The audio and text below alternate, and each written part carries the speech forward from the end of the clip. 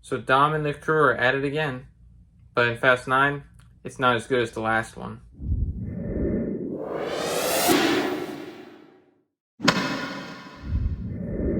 What's up, everyone, and welcome to another review. This one is about F9, or Fast and Furious 9. And yeah, right off the bat, let's start off with the bad. Definitely not as good. See, the last one, Fate of the Furious, was so much fun and had more at stake. This one, let's start with this. The franchise writer and one of the producers, Chris Morgan, was not a writer on this one and wasn't a producer on this one. The last one he did, actually, after Fate of the Furious, was actually Hobbs and Shaw, which was so much fun. I cannot wait for that sequel whenever it happens. But he was not involved in this one at all. You know, Justin Lin, who's pretty much the franchise director, he directed this, he co-wrote it, was a producer on it. Chris Morgan, his name was nowhere to be seen, which, after I saw the movie, told me right off the bat, this is why it sucked, because you didn't have the writer come back at all, who, let's be honest, has made the better ones.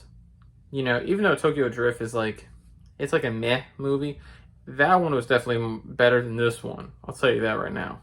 In this one, you don't have The Rock, but, you know, obviously he's a much busier guy than, of course, Vin Diesel, because half of Vin Diesel's movies don't do well outside of the Fast franchise. I mean, he's had some good ones, but then again, it's just they just never met expectations for some reason. But, you know, Rock wasn't in it. I'm not going to spoil it for any of you. I'm just going to say this is basically just for my overall thoughts, as most of my reviews are for any of you who have been watching for a while now. But yeah, same writer / producer wasn't involved. Dwayne Johnson wasn't in it. I mean, you know, it sucks. You know, Paul Walker died at 40 years old. You know, not his fault. It was his friend's fault. But, you know, obviously that didn't take away from the last one, Fate of the Furious. It was still so much fun. But again, this one it just seemed like a dumbed down version of it, you know? The action was fun as always, and also it's really cool they use real cars. And you kind of have to, now obviously there's visual effects involved because, you know, certain stunts just can't be done. Unless they're on, I don't know. I'm not a director yet. I mean, I've directed my Lego movies, but, you know.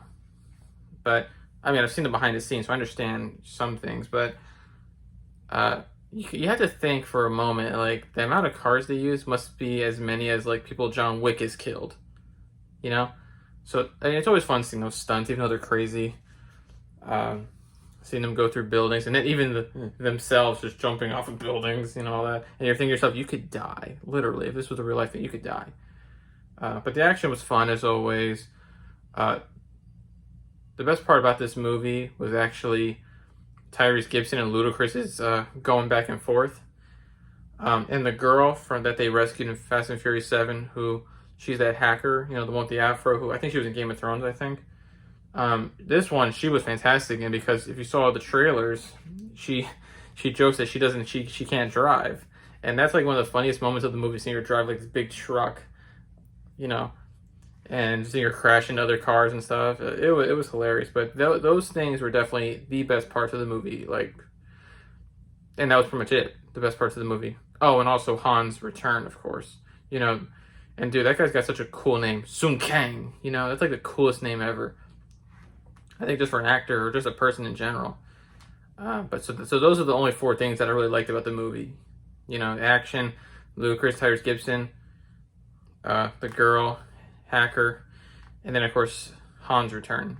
Oh, and of course Jordan Brewster, who plays Dom's sister. Yeah, she comes back because obviously the big thing is John Cena plays their brother. You know, and of course the Torettos are very multicultural, which I like. And yes, it was cool seeing her, and you know, so there was a reason why she came back to this one because of that, because of the brother-sister connection. Charlize Theron returns in this one.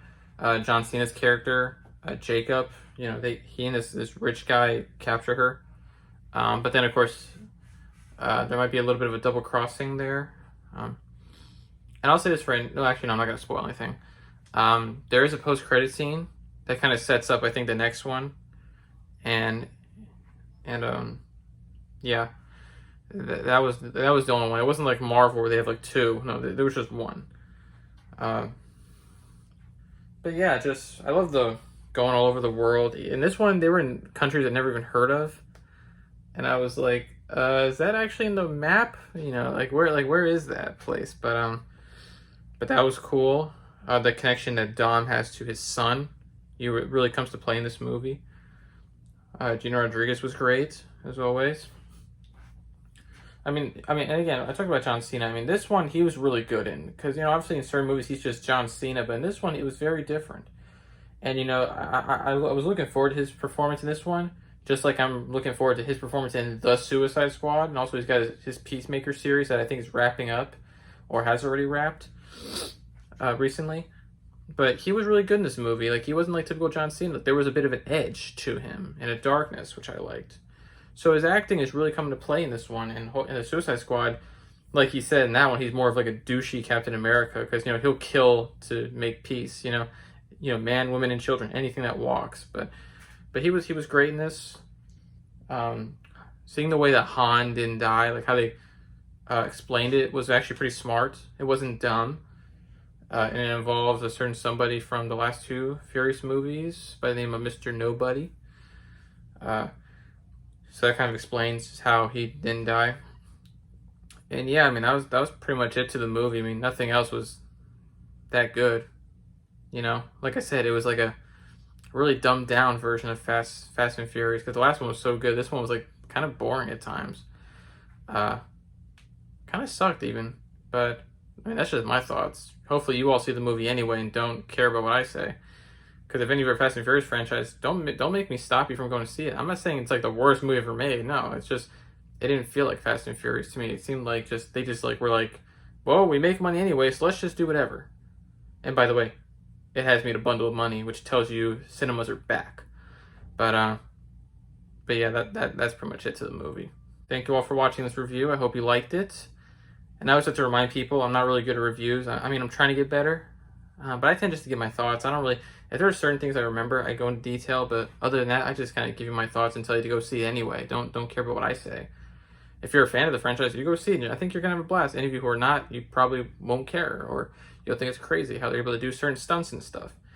But anyway, just again, thank you for watching. Hope you're all staying safe out there. And yeah, I'll see you in the next review.